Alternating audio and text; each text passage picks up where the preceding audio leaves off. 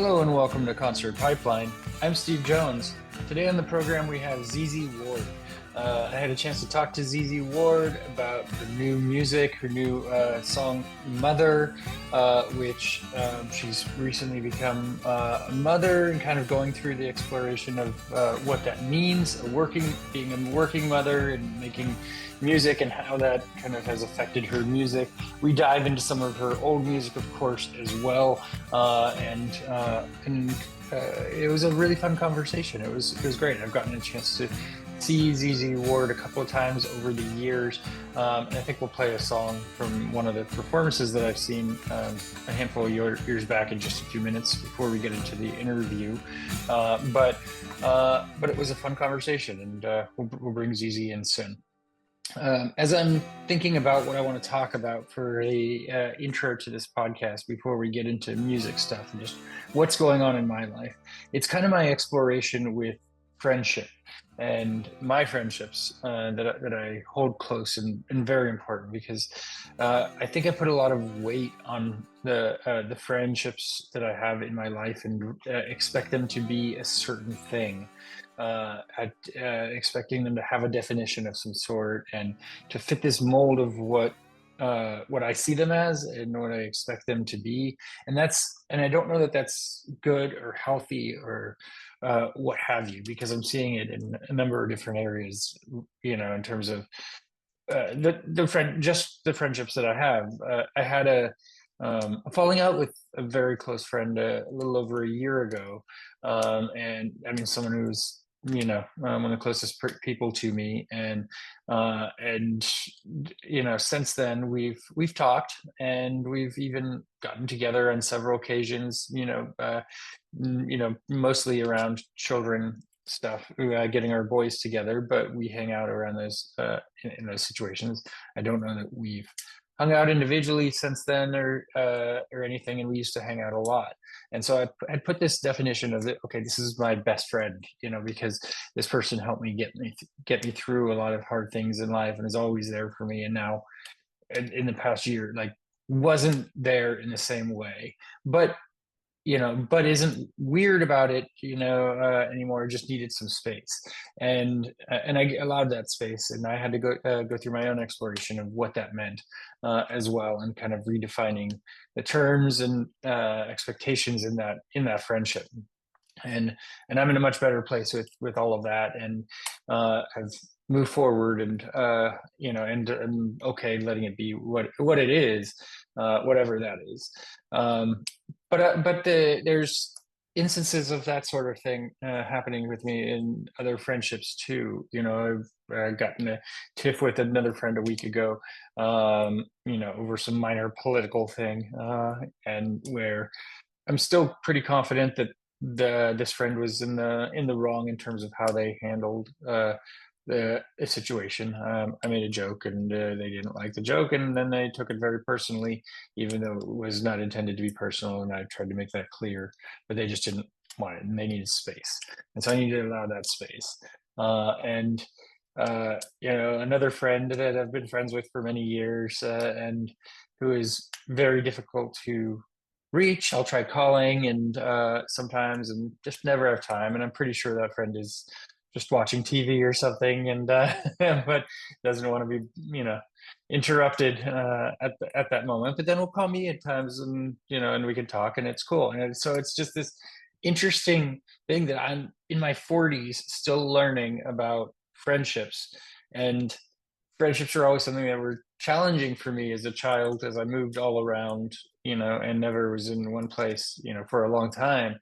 And then I was able to, later learn about making friends and what it means to be a good friend. And so I don't know. Again, I've tried to fit people into these molds, and that's really not what I should be doing. So I don't know. I thought that was an interesting inner dialogue for the beginning of a concert podcast, which no one really asked for that from me, I think, but I put it out there anyway, and let myself be a little bit vulnerable. So anyway, trying to be the best friend I can for those that are around me, and an overall good person, to those that I care about, and ultimately, at the end of the day, what I've learned is just got to be a good dad and be supportive for my kids. Mostly, that's what comes first and foremost. Is make sure that they keep on a good path and get the support that they need. Don't spoil them overly, but give them things to enrich their lives and spend time with them, and show them that I care. Really, just as they're on their own little voyage in life. So that's what I got for the opening. Okay, so let's get into some ZZ Ward stuff. ZZ Ward again has a new single called "Mother." There's new music that she hints at also in the interview, which we're not talking about right now. But I'll tell you, it's pretty good. I dig it, and recommend it when it does come out. And so she got the chance to open for Slash this summer, which we talk about as well, and some of her other shows that she's done.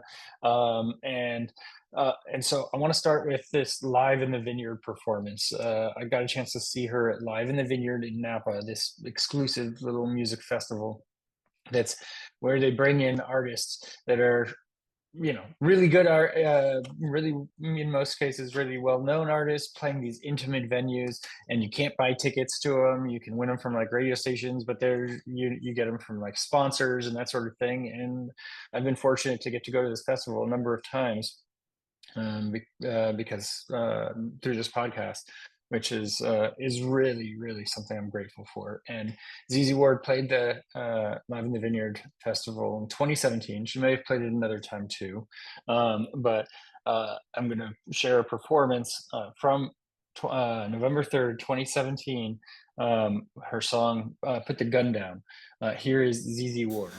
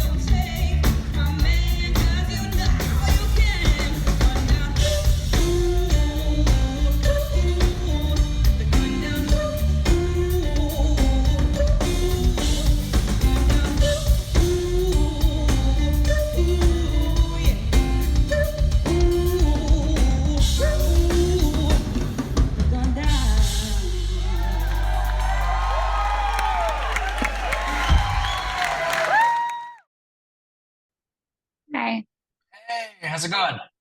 Good. How are you? Good. Thanks for taking the time today, Zizi. Yeah, of course. Yes. Your day treating you out pretty good so far? Yeah, really good. Nice. I like it. I like it. Yeah, got a lot to talk about with you today. Obviously, you have some new music. You got a tour coming up. Lots of great stuff to cover. But I want to dig into kind of your path a little bit as well. Your journey in music. I know your dad was a big influence with you musically. Did your mom do music as well? My mom was like a fan of music. She really loves music. She loves music so much. She always loves going to concerts and getting into the band. And she's always been a music lover. Yeah. Yeah. Did her and your dad meet in kind of in a music environment at all, or? Yeah. I think she saw my dad singing, and that's how she met my dad. Oh, nice, nice. Yeah. Like he was doing like a show or something, and she came to it. Yeah. That's very cool. Yeah. I mean, did was his were his parents musically inclined as well, or? I don't know. I think that his aunt was singing. His aunts would harmonize with each other or something like that. I think he told me something like that. I don't actually remember exactly, but and his mom played harmonica a little bit. Mm. Yeah, but for you, blues was on a lot in the house growing up. That was kind of what you were exposed to, right? Yeah, a lot. My dad when they moved to Oregon from Pennsylvania, like I don't know, they just met some friends that were like I think they had like started a blues kind of cover band, and like I think it was like my brother's friend's dad who had started this band. And so my dad joined the band. And so I think with that, like they were going to do blues. And so my dad just started like, discovering all this blues music at that point. And I was like, I don't know, 8 or 9 or something like that. And Yeah, so that's really when I, was introduced to the blues, which was such an early part of my life. yeah. Did he take you to concerts at all before that? Like, what is your first memory of kind of going to shows? Well, we lived in a very rural area, so we didn't go to many concerts. I remember seeing, I grew up in right outside of a town called Roseburg, Oregon. And in Roseburg, they do this half shell by the river. It's like a concert series in the summer. And so those were some of my only concerts that I ever really saw growing up. So I saw Etta James play there. I saw the Blind Boys of Alabama.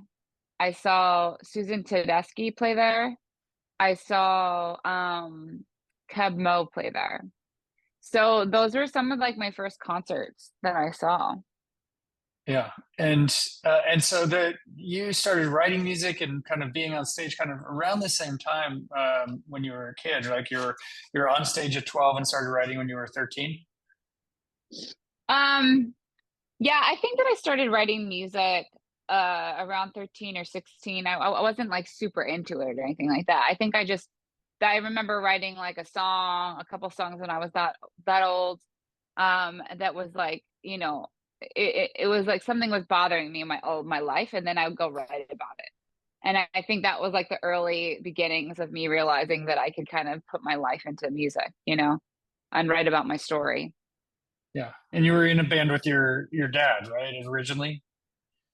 Yeah, I mean, not really. He was in a band, and Okay. I would watch him play, and then he would like encourage me to come up and sing a song here and there. So I started out, it would only be like the first song I ever sang was when I was 13. And no, the first song I ever sang. The first song I ever sang in front of like an audience, I think, was when I was about 13. I went up and I sang, As the Years Go Passing by Albert King. Um, and that was my first time singing with that band. As I got older, into my teens more, I started singing a lot more of the songs. Yeah. Did you join any bands in like high school, or was it always kind of doing your own thing, at that point, making your own music, playing for yourself? There weren't a lot of bands like around where I was. It was so rural. Yeah. So I really just like, I mean, I remember when I was a kid, I get together with a couple friends, I think once that was like, let's start a band. And I'm like, I think I was probably really much more serious about it than they were. Yeah. Like I was like, all right, let's do it. And then everybody was like, oh, let's do this instead. And I'm like, wait, what? I thought we were we were like starting a band. You're like, You okay, know? I'll do it then. I'll still do it. So Yeah, and that, and that's actually, it just goes to show, I think your determination, like to try to, follow your dreams has to be so strong, because like you're just going to constantly face doors shut in your face and no's. So you really have to want to do what you want to do, you know? yeah. Um and I think I think if I look back on my life, I could see that from a young age, that I was very determined about what I wanted to do. So when did that become your dream versus something your dad was kind of bringing you into? I think that I felt like I was really good at it. Like I think that like when I was about, even as young as like I think 8, probably like 8 or 9, I sang in like a grade school choir performance. And I feel like when I sang, people really paid attention to me. It was like Yeah. no one really was paying attention to me at all. And then I sang, and then everybody was like acted like I was special. And so I think with that, like at a young age, you start to go like, oh, okay, well, like why are people wanting me to do this? Am I good at this? And so with that, it's just the energy was being brought to me from other people. And so then I think I was like, oh, I really could get good at this. I could do this, I could really do this. And so I think it was probably that feedback that really made me want, and probably that with like a mixture of my dad's, kind of telling me anything is possible, you can follow your dreams, like that encouragement. And I think that combination probably was what made me really want to pursue it. Yeah. And so you had the 11 Roses mixtape that you did in 2011. Tell me kind of about the process of pulling that together. And from what I could tell, that you kind of were doing that as around the same time you were making your own first album, right? Yeah, I was. For me, coming from blues, I always kind of, I think wanted to, blues was always like such a huge influence to the music that I was making. But when I first got to LA and started playing music out and labels started hearing about me, I think that like nobody was like really doing blues that was really in the forefront of anything, for musically. It wasn't, and so I think I felt like how do I blend blues into this, my love of hip hop and rap. And so when I did the mixtape, I basically like got tracks to like a bunch of like rap songs that I really liked, and I wrote like blues songs over them. That's what I did. Yeah. So it was always me like coming out of the blues and being influenced by the blues, and then trying to figure out how to incorporate that into like a modern kind of sound, and keep the blues alive. I think that's always kind of what I had tried to do since the beginning of me professionally making music. Yeah. And I mean, did that kind of pave the way for Til The Casket Drops, and kind of help you build that recognition, that brand that you were putting out there? Yeah, I mean, I think that it was something that it was like it was a faster project for me, like doing the mixtape.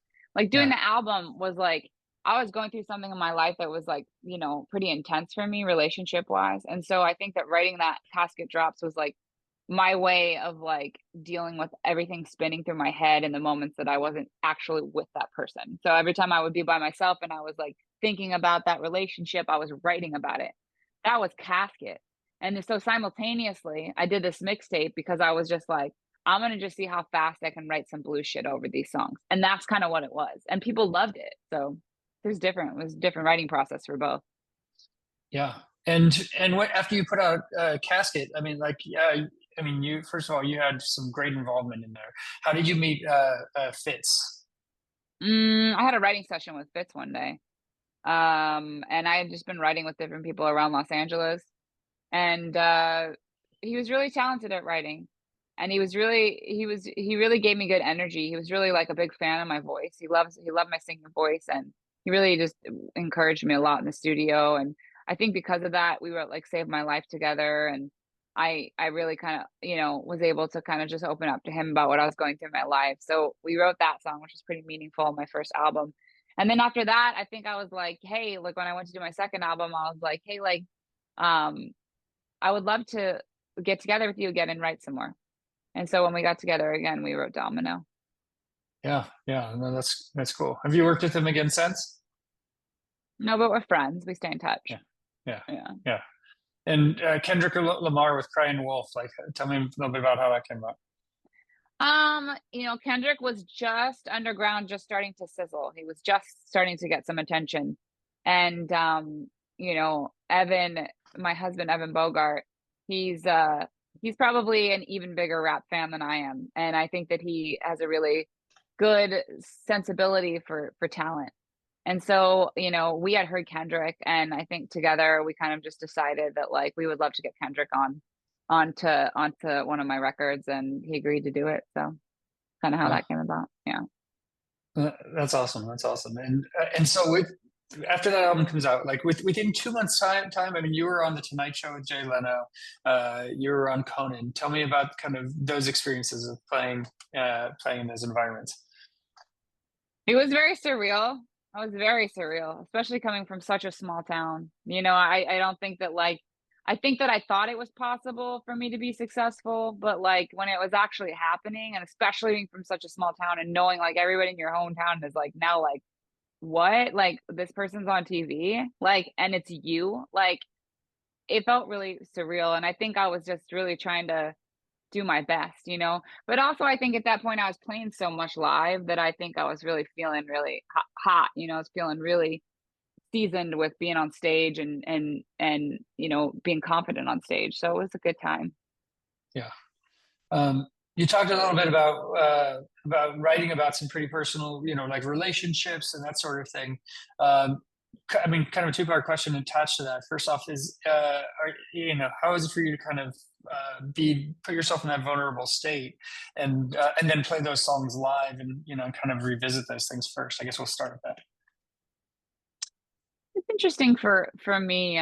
I think that I wonder if other artists are like me, but I think I'm a pretty introverted person other than with a couple close friends in my life. I'm pretty reserved with sharing my personal life with anybody.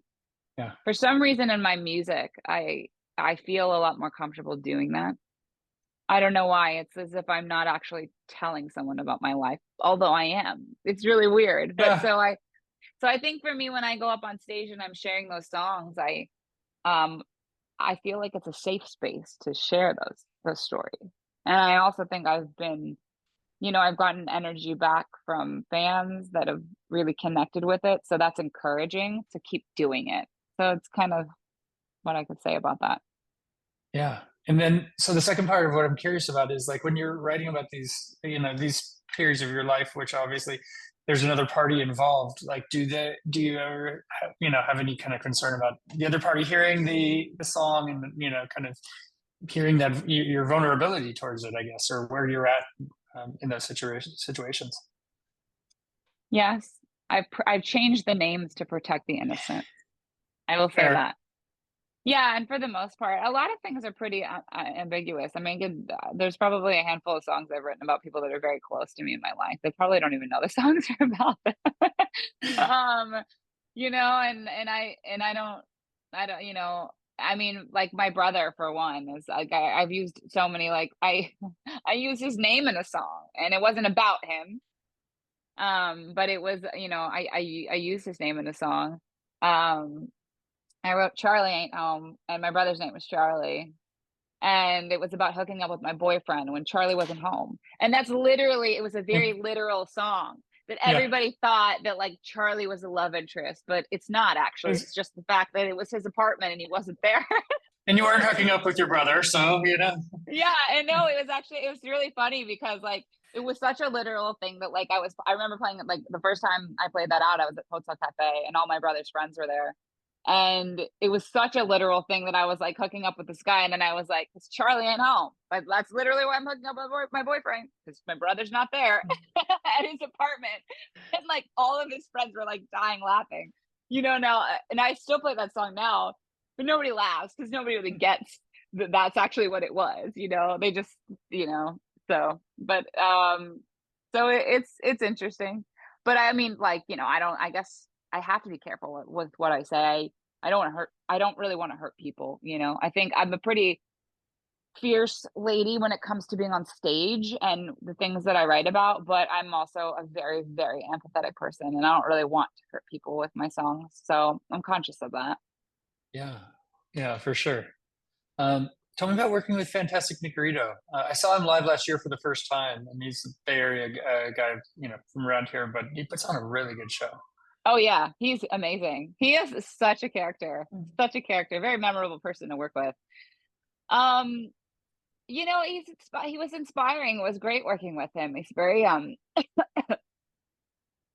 humble, I would say. He's very talented, but he's very humble. And what I mean by that is like everywhere he goes, he's playing music. He's Yeah, singing, he grabs a guitar, he's jamming, he talks about living and being homeless. He's very it's refreshing being around someone like that because there's a lot of people you meet in the industry that are a little bit more shy and scared, I think, to kind of like show themselves. And so they kind of like put a wall up to kind of like they don't want to let people pass that.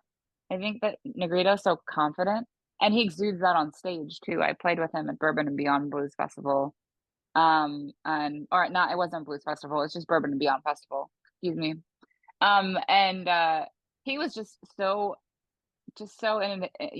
free on stage. Like he really made me step it up. yeah, yeah.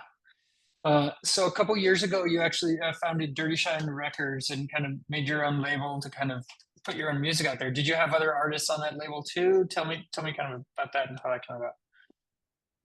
Not really. I don't have other artists on there. I think it's interesting self-funding your own label. It's expensive. So I don't know that I could really I will like I love other artists, but I don't know that I can really give them what they need.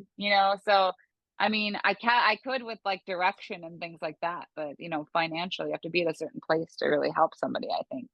Yeah, Um so Dirty Shine Records was really started though after I parted ways with Hollywood Records and I really found myself lost. I was like, what do I do? Am I done? Am I over?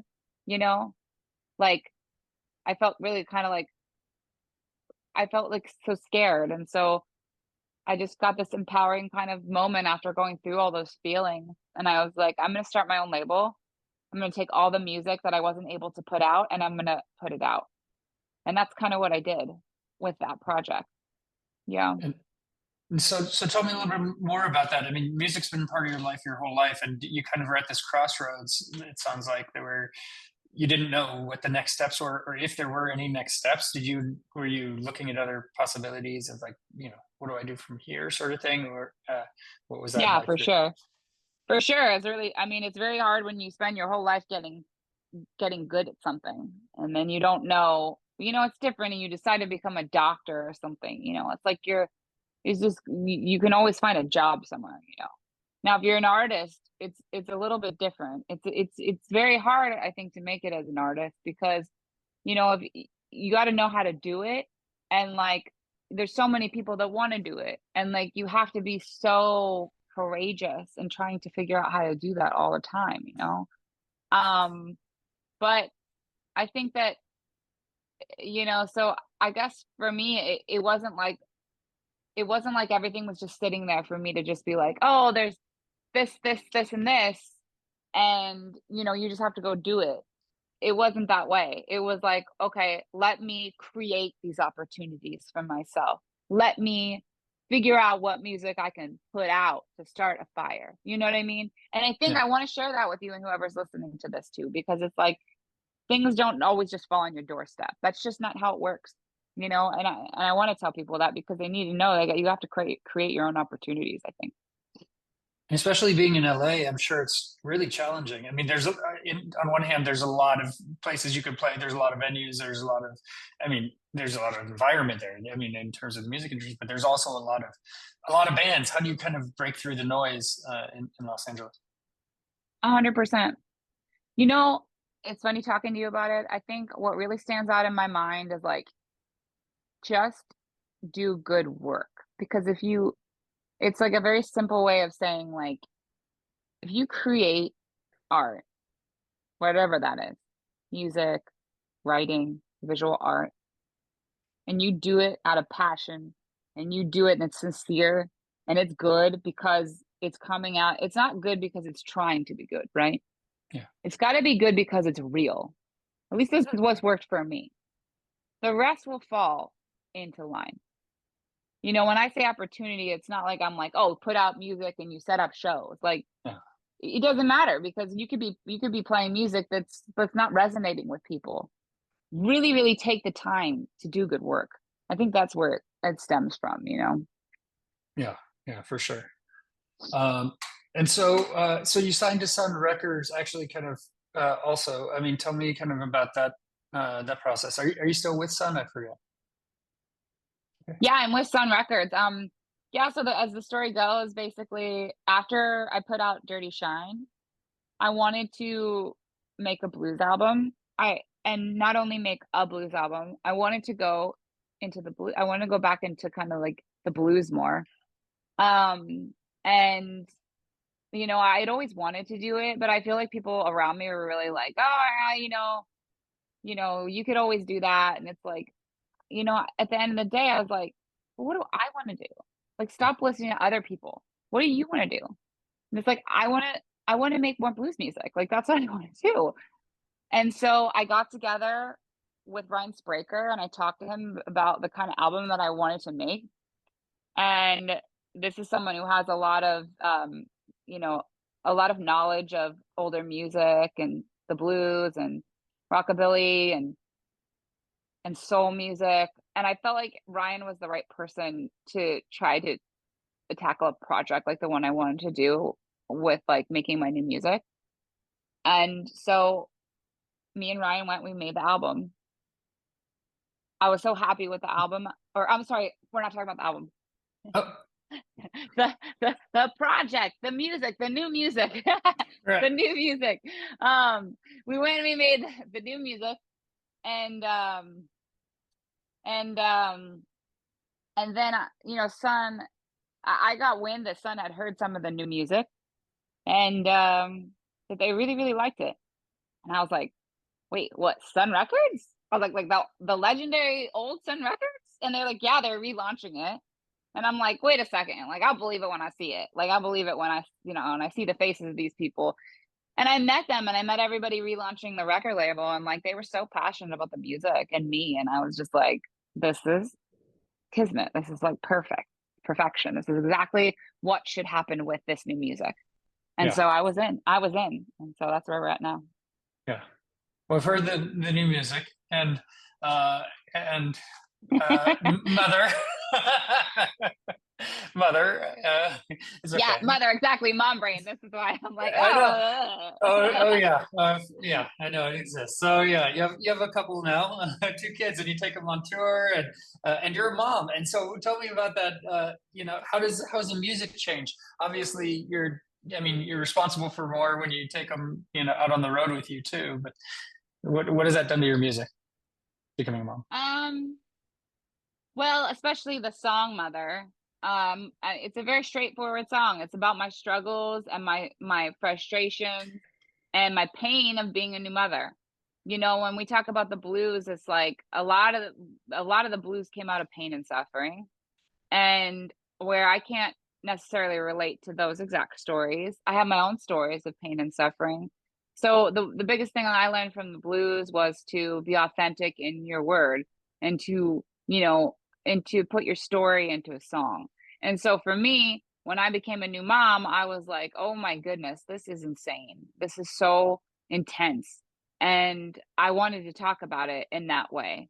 And so that's what Mother is. And, you know, I don't know. I mean, my boys constantly, they're my life. And so, you know, it influences my music in a big way in different aspects. Yeah. Yeah, and what did Ryan bring out of this album as he produced it? Like, what did he pull out of you to kind of, you know, change? Obviously, it's changing record labels, changing dynamic a little bit of how you're approaching your music. I mean, Ryan really, I think that Ryan has such a good knowledge of like, you know, classic music and classic soul and blues. And uh, I think that Ryan really helped me kind of create an atmosphere for the type of sound that I wanted to dive more into. I would say that. Yeah.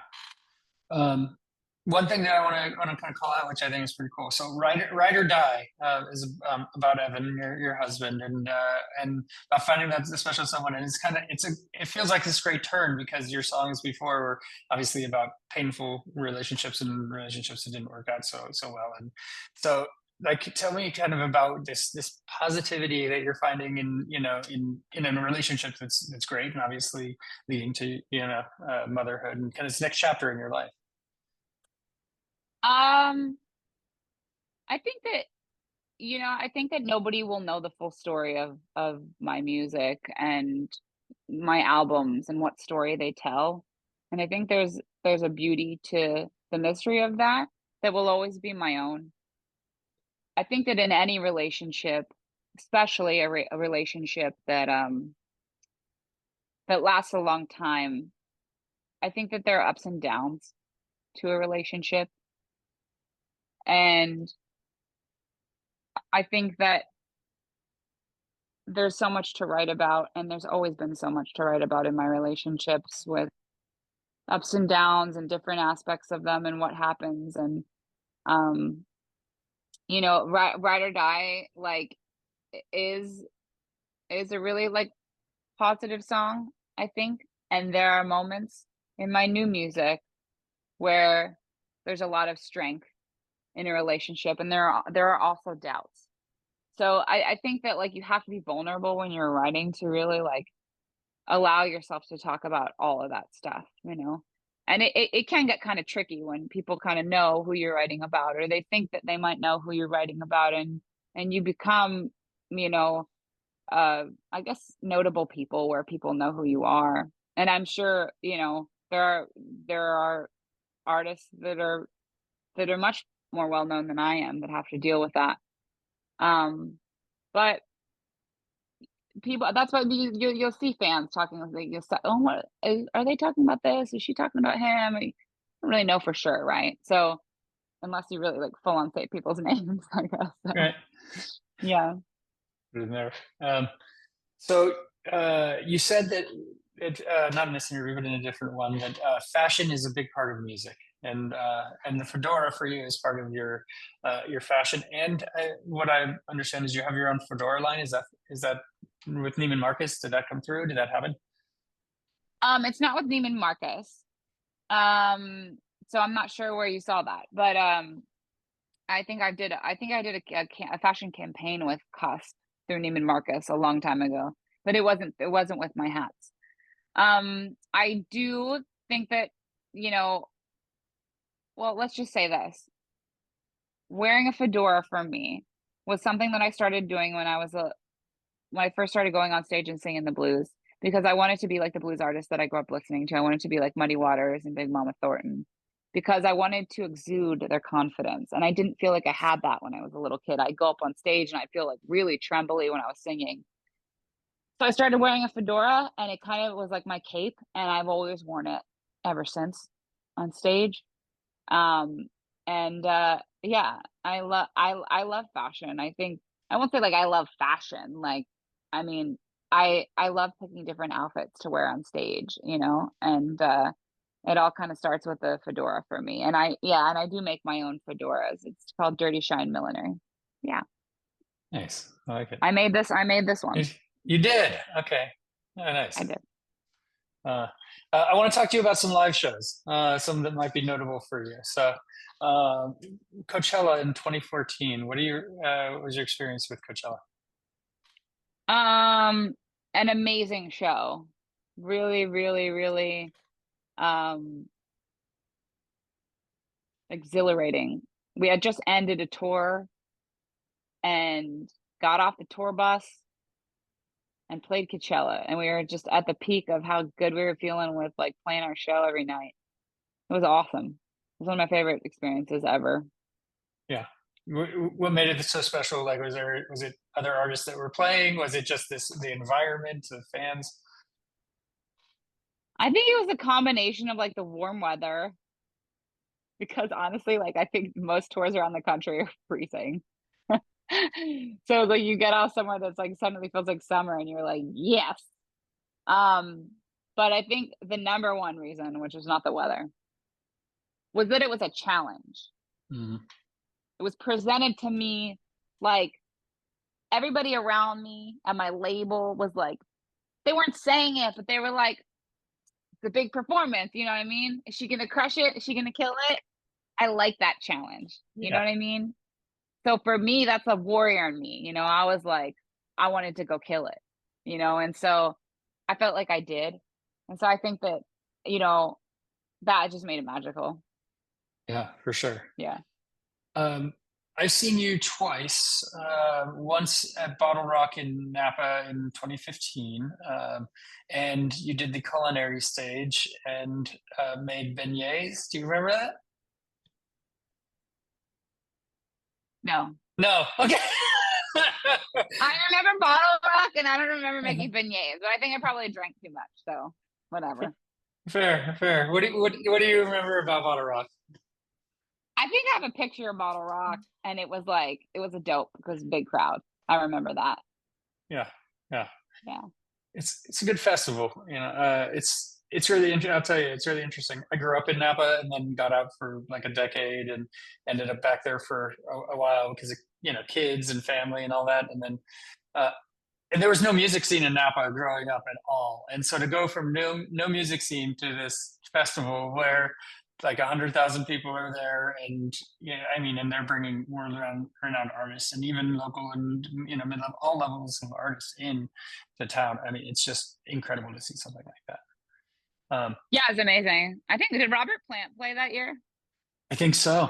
Yeah, yeah. I I saw saw Robert I Plant. saw I saw him backstage and I You remember did. that. He was walking off the stage or he's walking to stage and he was walking and like he had people around him, but they weren't next to him. They were like around him. Orbiting. And they Yes. and it was very like it was very cool. I really remember being like, holy shit, that's fucking Robert Plant. Like I should have gone and talked to him. Like it was pretty amazing. You'd have to break the orbit though. The people that are around him, you'd have to push Yeah, you would. through, You would.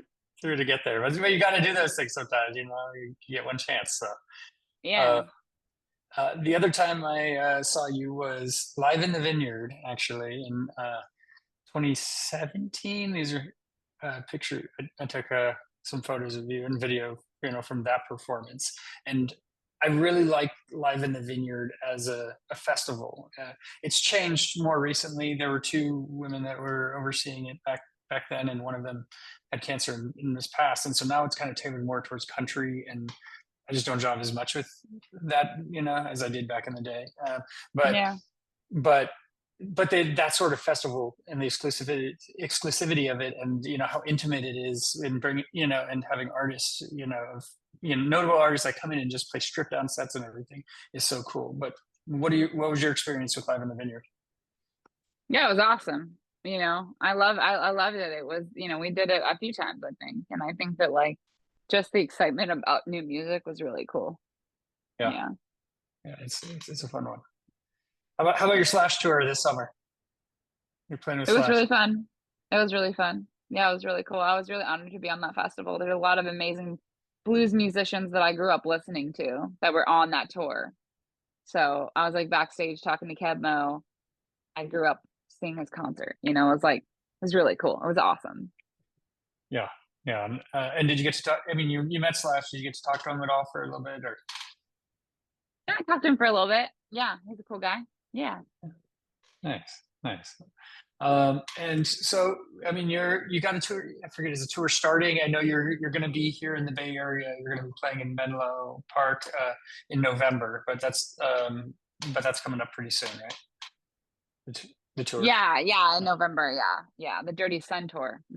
Yeah, that's coming up, and you can get tickets online. There's VIP packages that people can get if they want to meet me and stuff. So there's some really cool options on my website. Yeah. Tell me about the dynamic of bringing your kids on tour, and kind of did they watch from side stage your show, or are they out, asleep by then? They having one like Ezzy would come out sometimes, but having two, it's like no, my mom's not bringing them out to the show. She's keeping those little animals contained on the tour bus. It was a lot different going on the road with two versus one. Like one was a lot easier than two. Two was like, you know, I'm on stage, I'm off stage, I'm back to being mom, because I need to help my mom who is helping me out there with the kids. So it was a lot more demanding. Yeah. And so your mom tours with you. She goes on all your tours, or she take care of the kids when you're on stage? Yeah, my parents help me a lot. Yeah. That's awesome. That's awesome. You Yeah, must have a good relationship with them. I do. I do. Yeah. And so, kind of tell I me. think I think I have a 1 o'clock, or I think I have a 1 o'clock another interview. Did they tell you you had a Oh, half an hour, or was it longer? oh, I thought I had longer because I didn't know you had a 1 o'clock. So yeah, you got to go. I think I do. Hold on, let me check, okay? Okay. Because I don't want to say that I'm, if it's not true. yeah, I'm sorry. I Let me. didn't. No, no, it's okay. It's okay. Well, I'll let you go because I know you're really fast. So, but yeah, I want to thank you for taking the time. Sorry. I'm sorry. I don't know. I guess they're expecting me. I don't know if they just expect everybody to end on time or what, or Right, the half hour or whatever. I don't know. But I feel bad. This other person's gonna be like, "Where is she?" No, no, no. You got to go. You're good. I was wrapping down Okay. anyway, and yeah, Thank you so much. thank you, Zizi. You have a great day. Okay. Okay. You too. Bye. Bye. That was my interview with ZZ Ward here on Concert Pipeline, and that takes us to the final segment on the program, the music news.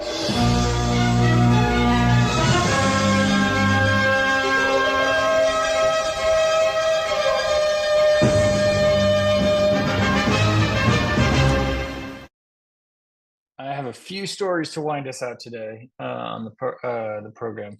First up is Oasis. They seem to be in the news every week. Now is a very hot time for them as they are exploring their mending friendship and relationships and kind of how they work together as a duo band, and what that means. Tickets went on sale this week for their North American leg of their tour, which was announced, including 2 shows in Los Angeles at the Rose Bowl, and those shows sold out immediately. And it's something. Rose Bowl capacity. I want to look up what the capacity of the Rose Bowl is because I want to say it's 90,000, but I could be wrong. Yeah, 89. An all seated configuration at 89,702. It's the 16th largest stadium in the world, and they sold it out twice in the blink of an eye. 180,000 seats, and I think there's seats on the field. And there's seats on the field too, so it's probably more than just the 90,000. It's huge. It's ginormous, and they sold out. Probably better part of 200,000 tickets in an instant. For these 2 guys. So I did not get tickets to Oasis. You had to get into this lottery. Their email thing wasn't working right when I was submitting it. I eventually think it did submit, but I didn't get selected to get into the queue for Oasis tickets, and I got no Oasis tickets, which okay, I'm okay with. They were a big part of my youth. I think their album "What's the Story, Morning Glory" was the first tape I ever had, and I listened to that thing, flipped it over, and listened to that thing so many times in 7th grade and beyond. But eventually got the CD, of course, as well, and I gave the CD to my son in the past year or two. He has nothing to do with it because what's a CD player anymore? But he has this CD that was really important to me. So they announced that they're going to reveal Australian reunion dates soon. That's pretty much the latest with that. Other than they sold out a bazillion tickets to their tour next year, and Cage the Elephant is opening for Oasis on that tour. Okay, Vampire Weekend played a surprise set on the streets of New York ahead of their 2 Madison Square Garden shows that were happening this weekend. They did a pop-up show. They let's see here. What does it say about it? Complete list of songs performed at the pop-up set has not been shared online, but it's literally just on the streets. And there's a couple of clips that you can find on social media, of course. And there's not much more to the story other than they played a show out on the street and you can watch video of it. Okay. Pretty cool. Okay. So the Eagles have further extended their Sphere Las Vegas residency. They're now due to play at the venue until February of 2025.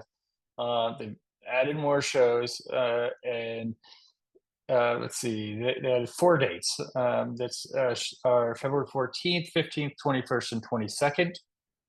Um, and they're going to be, I think they have 24 shows total over the next 3 months, and tickets are going on sale soon for those new dates.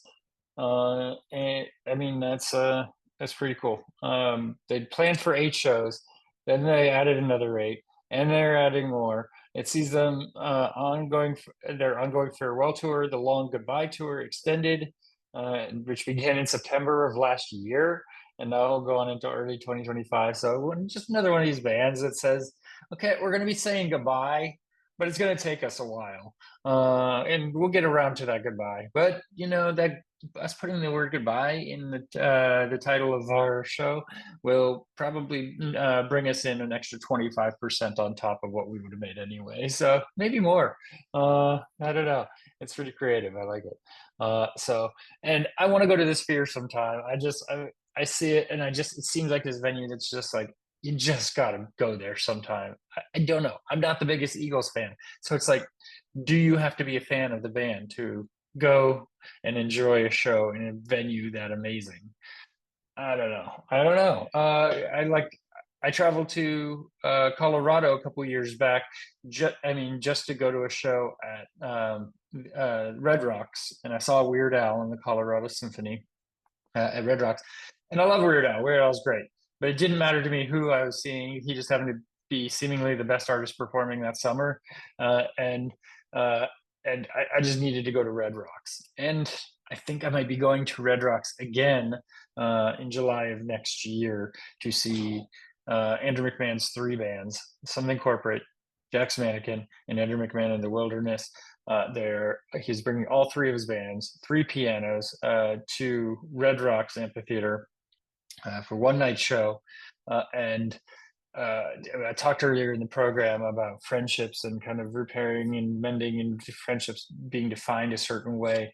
That really close friend that I had talked about, I was talking to his wife and him, and it seems like we might all be going to that show together in Colorado in July of next year. So, and again, this thing is, you have to fit this definition. It doesn't have to be. Just let it be natural in what it is, and be there for those that you care about, I think, is the lesson from that. Okay.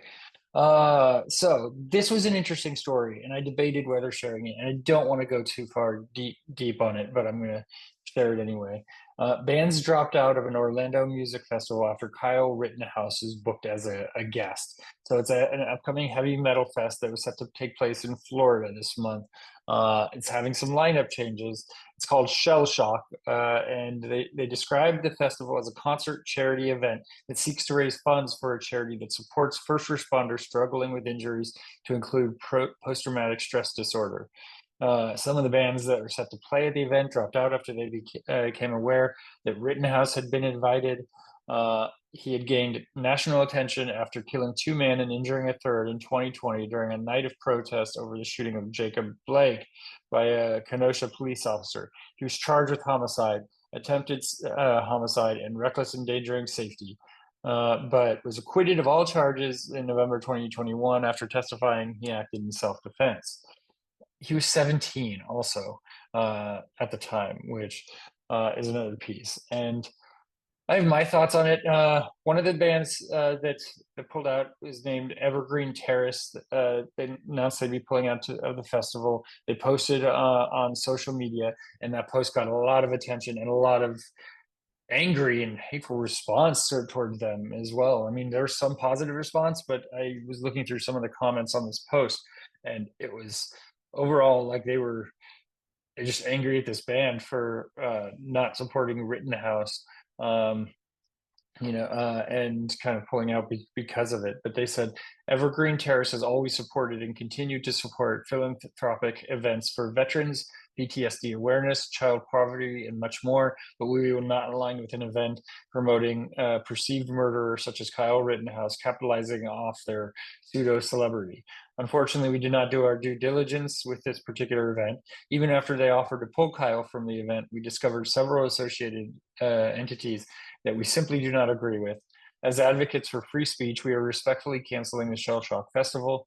We will be personally contributing to a veterans charity and urge you to do the same. The promoters have been nothing less than understanding. So being positive towards the whole thing and just saying, hey, we made a mistake, we're pulling out. And then again, there's just a lot of negativity toward that whole thing. But Evergreen Terrace did post that they were doing another show in Orlando with the other artists that pulled out of the event, and again, that money is going to go towards to charity as well, that is made from that show. So. The other groups that were set to perform at the festival, including Southpaw, American Hollow, and Let Me Bleed, also dropped out of the event, citing the presence of high-profile individuals who the groups do not align with. So, interesting story. Yeah, I mean, there's lots of different opinions on Kyle Rittenhouse, and we don't need to get into that necessarily, but I, do respect a band that can have a voice and kind of say, hey, no, we're good. What they said was we play shows, not events. No, what is it? They play shows, not political things, that sort of thing. So anyway, so it goes. And last story for music news, Dolly Parton has donated $1 million to the Hurricane Helene relief efforts. For myself personally, just from my own bank account, I'm donating $1 million today. Of course, Helene has been really catastrophic and devastated communities in Georgia, Florida, North Carolina, and other areas, resulting in 220 deaths or so. Hundreds of others remain missing. Hundreds of thousands of homes are without power, and infrastructural damage is widespread. And Dolly Parton is trying to help in any way she can, and just kind of donate some goods. She's trying to find ways to raise more funds as well. Good on you, Dolly. Thank you for doing that. All right. That is our show for today. So we have more good stuff coming up. Next week on the program, we have a band called Gems. I had a chance to talk to the two members of Gems. That was a fun interview. I look forward to sharing that one. And then more bands. There's Fruition. There's Novo Combo.